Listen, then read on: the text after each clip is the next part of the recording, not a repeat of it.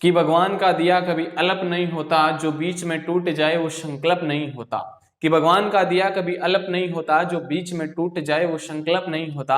हार को लक्ष्य से दूर रखना मेरे दोस्त, क्योंकि जीत का कोई विकल्प नहीं होता। स्वागत है दोस्तों आप सभी का मेरे एशिया एजुकेशन ऑनलाइन प्लेटफॉर्म में। हम पढ़ रहे थे राजस्थान की प्राचीन सभ्यताएं, और सभ्यताओं में आज की हमारी सभ्यता रहेगी नगरी सभ्यता।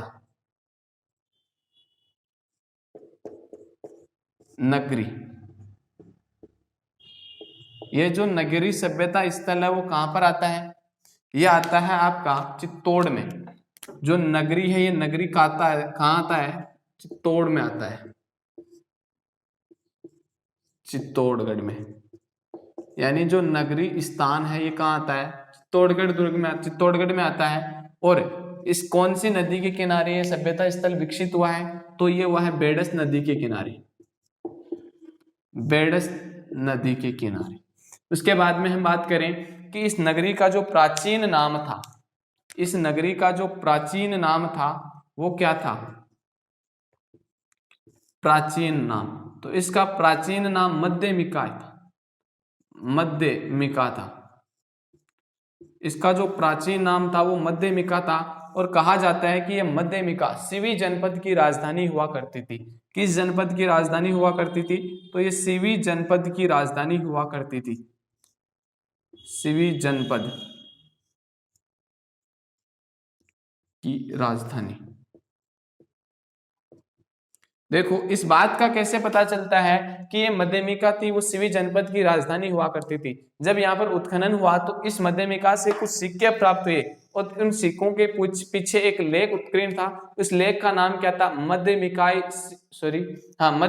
सिवी जनपद लेख। कौन सा लेख उत्कीर्ण था? मध्यमिकाय सिवी जनपद। तो हम कह सकते हैं एक लेख उत्कीर्ण था, यहां से प्राप्त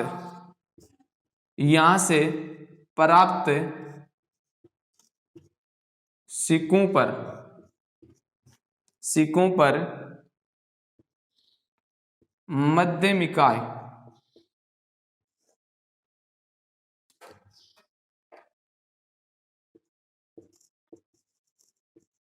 सिवी जनपद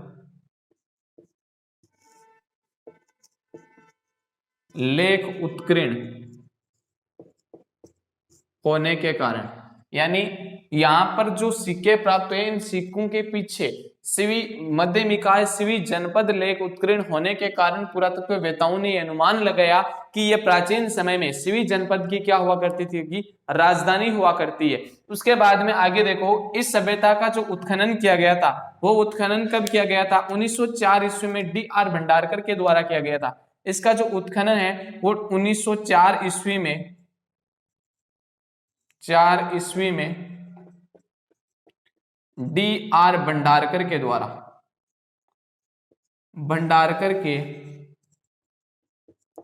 किया गया। यानी यहाँ पर जो खुदाई का कार्य है, वो खुदाई का कार्य मैंने पहले ही बताया था कि प्रत्येक जो सभ्यता स्थल होता है वो किसी ना किसी एक टीले के नीचे दबी होती है, और वहां से उसकी खुदाई की जाती है। तभी यहाँ से क्या होते हैं, जो भी प्राप्त अवशेष होते हैं उनके बारे में हमें पुरातत्ववेत्ताओं के द्वारा यहाँ पर बताया जाता है, अनुमान लगाया जाता है कि यहाँ पर ये चीजें मिली है।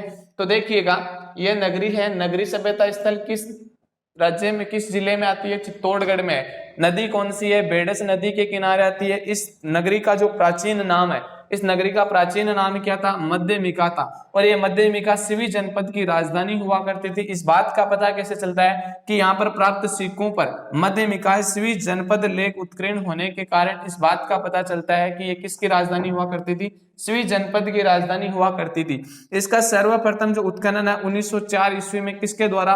D.R. भंडारकर के द्वारा किया गया। उसके बाद में देखते हैं कि यहाँ पर जो अवशेष मिले, यानी यहाँ पर प्राप्त अवशेष खुदाई के समय यहाँ पर क्या क्या मिला है, वो चीजें हम थोड़ी सी देख लेते हैं। तो देखिएगा जो हमारी नगरी है, इस नगरी से दो शिलालेख मिले हैं और एक प्राचीन मंदिर मिला है। देखिएगा हम लेते हैं कि यहाँ पर जो मुख्य अवशेष मिले हैं, प्रमुख अवशेष या प्रमुख जानकारियां मिलती है, वो क्या क्या है?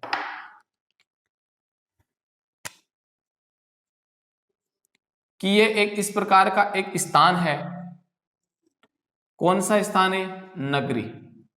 ये एक स्थान है। इस स्थान का नाम क्या है? नगरी, और इस नगरी में 2 शिलालेख प्राप्त हुए हैं, एक शिलालेख ये और दूसरा शिलालेख ये, 2 शिलालेख प्राप्त हुए हैं। और एक यहाँ पर मंदिर मिला है, एक यहाँ पर मंदिर के अवशेष मिला है। यह मंदिर का जो अवशेष है, देखो ये 3 चीज प्रमुख यहाँ पर मिली है। अब देखो ये जो शिलालेख है, इस शिलालेख का क्या नाम है? गोसुंडी का शिलालेख, गोसुंडी का शिलालेख, गोसुंडी का शिलालेख। और इस शिलालेख का नाम है हाथीबाड़ा का शिलालेख। कौन सा शिलालेख? हाथीबाड़ा का शिलालेख। ये जो 2 शिलालेख है वो शिलालेख मुख्य रूप से कहाँ मिले हैं? इस नगरी सभ्यता से ये 2 शिलालेख मिले, गोसुंडी का शिलालेख और हाथीबाड़ा का शिलालेख। इस गोसुंडी के शिलालेख को सबसे पहले जो पढ़ा था वो पढ़ने का श्रेय किसको जाता है? यानी D.R. भंडारकर ने इसे सर्वप्रथम पढ़ा। तो इसे सर्वप्रथम D.R.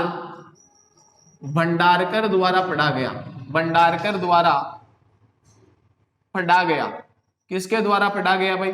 D.R. भंडारकर के द्वारा क्या किया गया था? इसको पढ़ा गया था। और ये जो शिलालेख है, इस शिलालेख के बारे में कहा जाता है कि राजस्थान का प्राचीनतम वैष्णव संप्रदाय का शिलालेख है। क्या है? कि ये राजस्थान के, कि ये राजस्थान का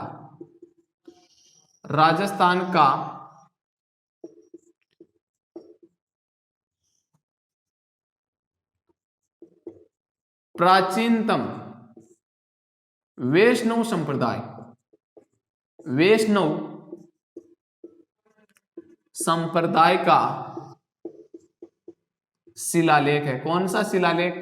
यह जो गोसुंडी का शिलालेख है, इसके बारे में कहा गया है कि यह राजस्थान का प्राचीनतम वैष्णव संप्रदाय का शिलालेख है। देखो उसके बाद में इस शिलालेख, गोसुंडी के शिलालेख को सबसे पहले पढ़ा किसने था? सर्वप्रथम D.R. भंडारकर के द्वारा पढ़ा गया था। ये जो मंदिर है, इस मंदिर के बारे में कहा जाता है कि यह राजस्थान का प्राचीनतम वैष्णव संप्रदाय का मंदिर है। कौन सा मंदिर? कि राजस्थान का प्राचीनतम वैष्णव संप्रदाय का, वैष्णव संप्रदाय का मंदिर है, संप्रदाय का मंदिर है। ये जो मंदिर मिला है, इस मंदिर के बारे में कहा जाता है कि यह राजस्थान का प्राचीनतम वैष्णव संप्रदाय का मंदिर है। और ये कितना पुराना है? तो ये द्वितीय, कितना पुराना है? तो द्वितीय ईसा पूर्व शताब्दी का संगुकालीन मंदिर है, संगुकालीन मंदिर है। कि ये द्वितीय शताब्दी का, द्वितीय ईसा पूर्व का यह संगुकालीन क्या है? मंदिर है। और किस संप्रदाय का मंदिर है? वैष्णव संप्रदाय का मंदिर है। और इस मंदिर को सबसे पहले जो खोजा किसने था? तो ये खोजा गया था D.R. भंडारकर द्वारा, खोजा गया D.R. भंडारकर द्वारा खोजा गया, कि D.R. भंडारकर द्वारा ये क्या गया था? खोजा गया था। अब देखो ये दोनों शिलालेख, गोसुंडी का शिलालेख, इसे सर्वप्रथम D.R. भंडारकर के द्वारा पढ़ा गया था। और इसके पढ़ा तो इसके द्वारा गया था। तो आपके दिल और दिमाग में एक क्वेश्चन आ रहा होगा कि ये खोजा किसके द्वारा गया था? तो ये किसके द्वारा खोजा गया था भाई? ये खोजा गया था, देखो 1887 ईस्वी में। कि ये 1887 ईस्वी में श्यामलदास द्वारा खोजा गया। किसके द्वारा खोजा गया है? 1887 ईस्वी में श्यामलदास के द्वारा खोजा गया। और यह श्यामलदास कौन था? जिसको आप कवि राजा श्यामलदास ददीवाड़िया कहते हैं, वही श्यामलदास है जो इसको इन्होंने मेवाड़ का इतिहास भी लिखा था।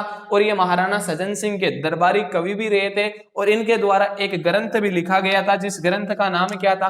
वीर विनोद ग्रंथ। कौन सा ग्रंथ था? वीर विनोद ग्रंथ इनके द्वारा लिखा गया था।